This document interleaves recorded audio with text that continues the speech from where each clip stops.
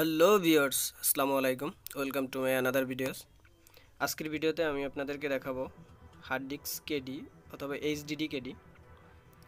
HDD KD হচ্ছে hard disk এবং এসএসডির মধ্যকার একটা জাস্ট কানেক্টর বলতে পারেন আপনারা।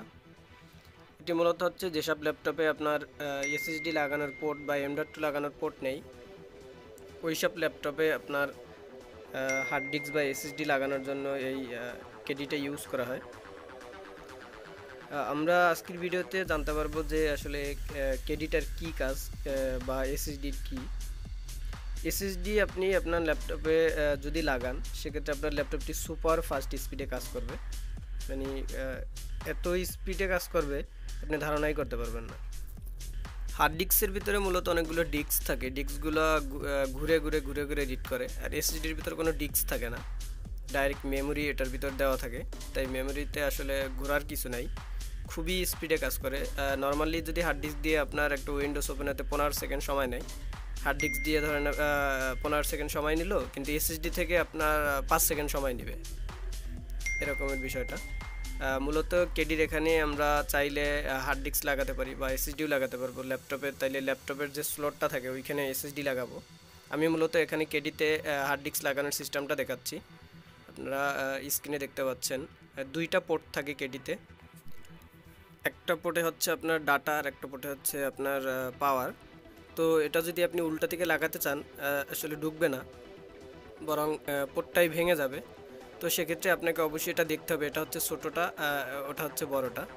তো বড়টা ছোটোটা কোন দিকে সেটা দেখে আপনাকে তারপরে হার্ড ডিস্কটা প্রেস দিয়ে ঢুকাতে হবে।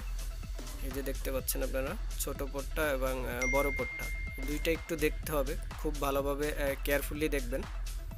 দেখে এরপরে হার্ড ডিস্কটা দেখেন। এভাবে যদি আমরা দেই তো সেক্ষেত্রে এটা ঢুকবে না, বড় মাথাটা ওই পাশে। তো অবশ্যই এটাকে উল্টিয়ে দিতে হবে, এভাবে এভাবে উল্টিয়ে দিয়ে তারপরে হাত দিয়ে আস্তেভাবে, মানে অনেক আলতোভাবে আপনাকে প্রেস করতে হবে। এত বেশি জোরে দেওয়ার দরকার নেই, আস্তে করে প্রেস করবেন, এটা ভিতরে ঢুকে যাবে।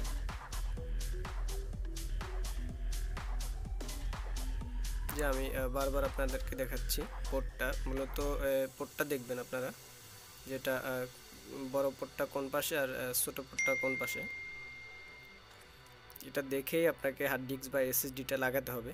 এসএসডি মানে সলিড স্টেট ডিভাইস, খুবই দ্রুত কাজ করে।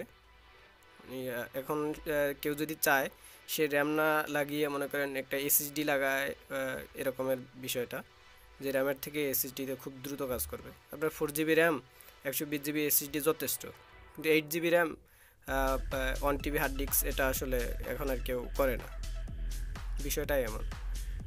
তো আপনি 4GB র্যামের সাথে 500 বা 120GB এসএসডি যদি লাগাই নেন, সেটা খুবই আপনার কাজের জন্য কমফোর্টেবল হবে।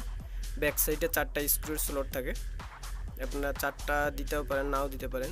দুইটা মোটামুটি 2টা বা 3টা 4টা যাই দেন, দিলে ভালো হবে। 4টা কখনো মিলে না, 2টা কি 3টা মিলে, যাই হোক 2টা দিলেই এনাফ। স্ক্রুটা মেরে দিবেন।